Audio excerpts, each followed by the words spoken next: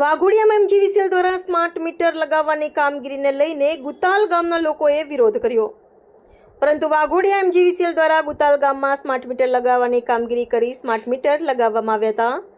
MGVCL દ્વારા digital meter હટાવી smart meter લગાવવાની કામગીરી કરવામાં આવી હતી. એમજીવીસીએલ દ્વારા એજન્સીઓને મીટર બદલવાની કામગીરી સોંપી હતી. સ્માર્ટ મીટર લગાવ્યા બાદ લાઇટ બિલ વધુ આવતા ગુતાલ ગામના લોકો વાઘોડિયા એમજીવીસીએલ કચેરી ખાતે પહોંચ્યા હતા.